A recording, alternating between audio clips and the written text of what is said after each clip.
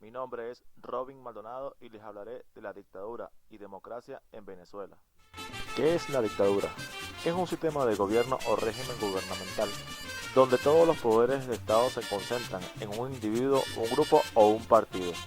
El dictador no permite la oposición a sus acciones o sus ideales. Se trata de un régimen no democrático y autocrático, donde no existe la participación del pueblo. ¿Qué es la democracia? La democracia es una forma de gobierno donde el poder es ejercido por el pueblo, mediante mecanismos legítimos de participación en la toma de decisiones políticas. El término democracia es extensivo a las comunidades o grupos organizados de manera participativa y horizontal. En la historia de Venezuela se pueden mencionar dos dictaduras significativas, la de Juan Vicente Gómez desde 1908 hasta 1935 y la de Marcos Pérez Jiménez desde 1952 hasta 1958. En noviembre de 1908, con el objeto de someterse a una rigurosa operación quirúrgica en Alemania, Cipriano Castro dejó el poder transitorio al vicepresidente de la República, general Juan Vicente Gómez, el cual también era su compadre, quien aprovechó las circunstancias para dar un golpe de Estado el 19 de diciembre de ese mismo año. Este gobernó Venezuela durante 27 años. Nació en la hacienda La Mulera, estado Táchira, el 24 de julio de 1857. El gomecismo garantizó los intereses extranjeros y hubo importantes transformaciones en materia política, económica y social. Para asegurar su estabilidad política, tomó algunas decisiones, tales como organización del Ejército Nacional, unificación de las regiones del país con un amplio plan de construcción de carreteras y con la administración centralizada del Estado, liquidación del caudillismo regional, represión tenaz a la oposición política, entre otras. Por medio de sobornos, donaciones y otros medios de corrupción se controlaba el entorno del dictador, quien a su vez llegó a ser el mayor terrateniente del país. El gobierno de Gómez se caracterizó por el nepotismo y el enriquecimiento del dictador y sus allegados. Persiguió a sus opositores, algunos los apresó y a otros los sometió a trabajos forzosos. Algunos fueron condenados al exilio. Muchos de los detenidos en su gobierno pasaban largo tiempo en la cárcel, Las Tres Torres, o mejor conocida como La Rotunda, donde mencionamos antes todo aquel que estuviese en contra de su gobierno iba detenido y llevado a aquel lugar. Durante la política gomecista, el petróleo reemplazó a la agricultura.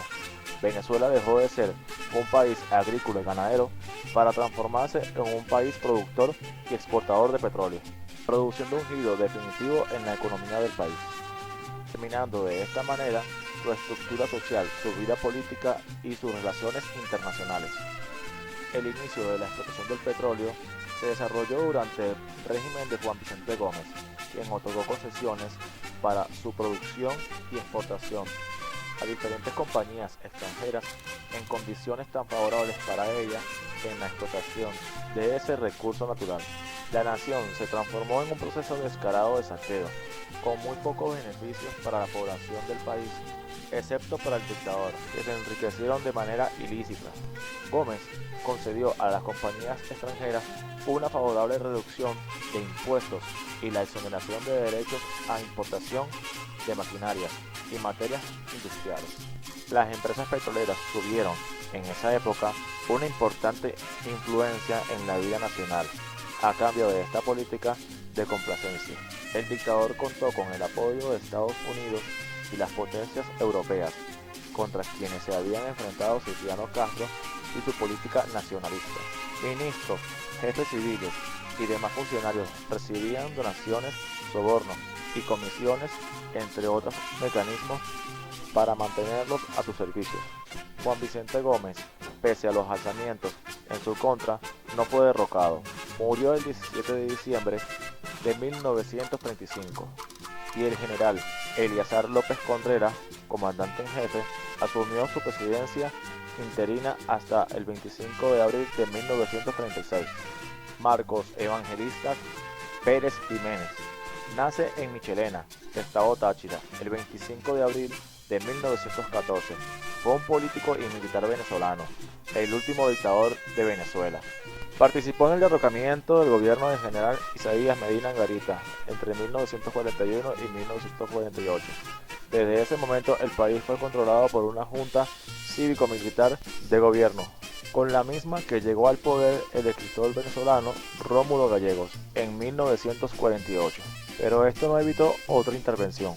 Ante este panorama, el alto mando militar decidió transferir el poder a la Junta de Gobierno liderada por Pérez Jiménez para controlar el país.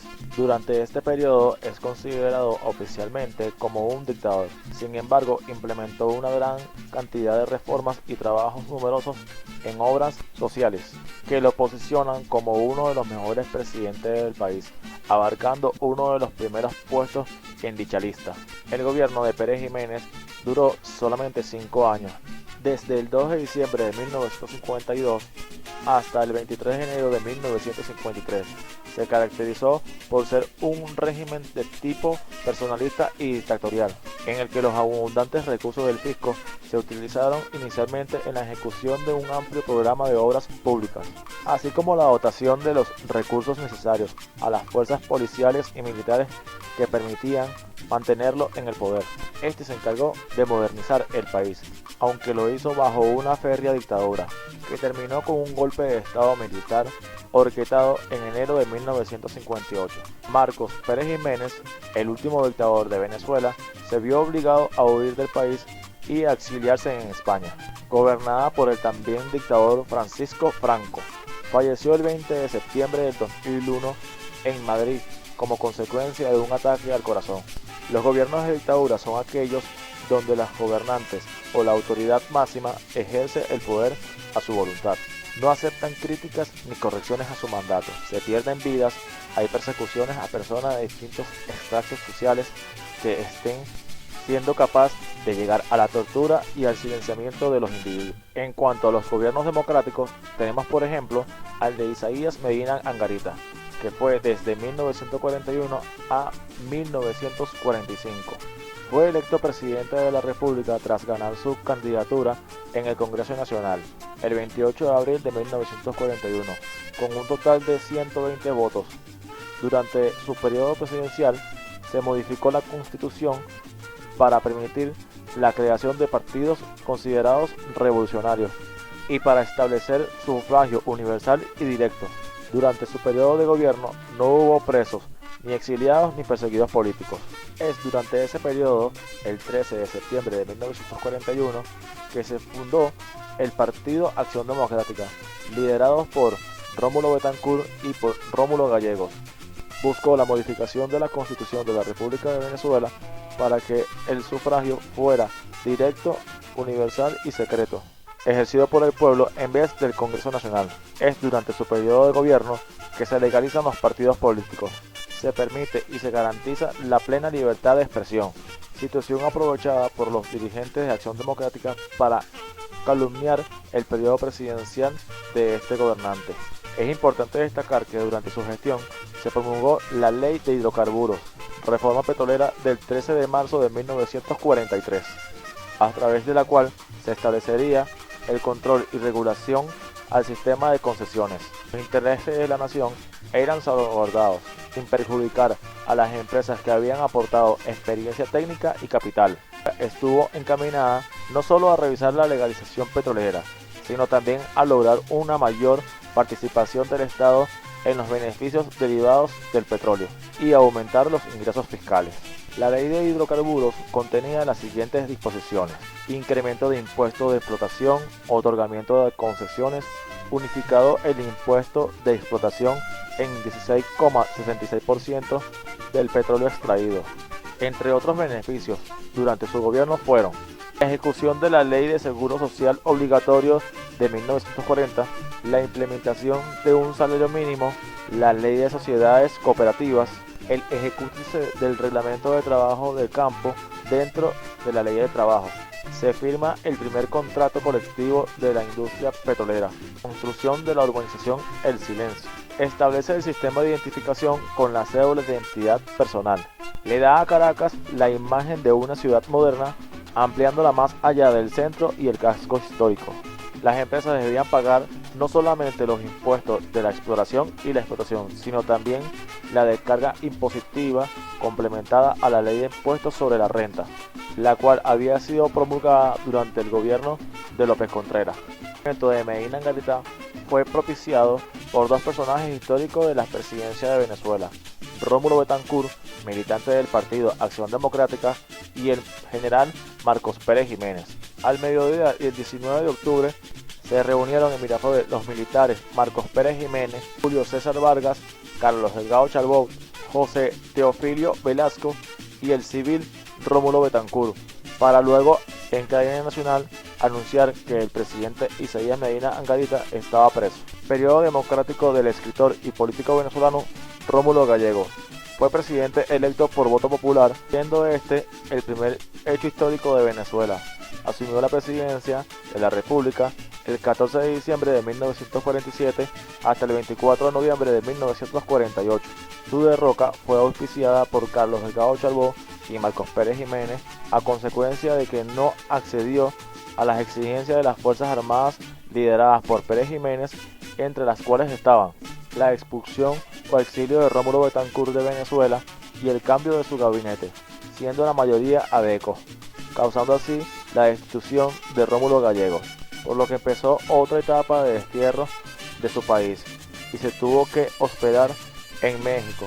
Fue un periodo muy corto, ya que su gobierno solo duró 9 meses. Se puede decir que estos son algunos de los modelos o ensayos democráticos que ocurrieron en Venezuela, como lo fueron el gobierno de Medina Angarita, que el presidente era elegido por la Cámara Municipal, y el gobierno del escritor venezolano Rómulo Gallegos, el cual fue emblematizado por ser el primer presidente elegido por el Consejo del Pueblo y no por la Cámara Municipal del país.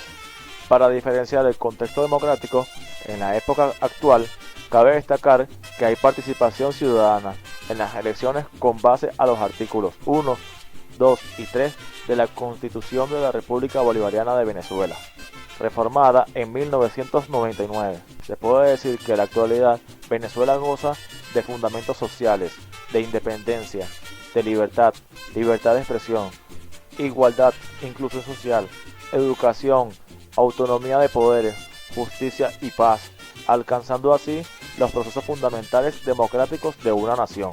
Se puede decir que demuestra así un modelo democrático, ya que el pueblo tiene participación directa y protagónica en esta parte de la democracia de Venezuela para la actualidad.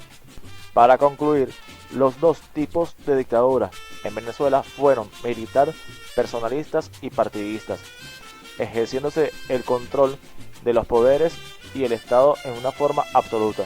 La democracia, por otra parte, es un sistema político participativo en el cual el pueblo ejerce la soberanía por sí mismo, sin mediación de un órgano representativo o por representantes intermediarios. Estos modelos o ensayos democráticos fueron el impulso para iniciar una democracia en Venezuela.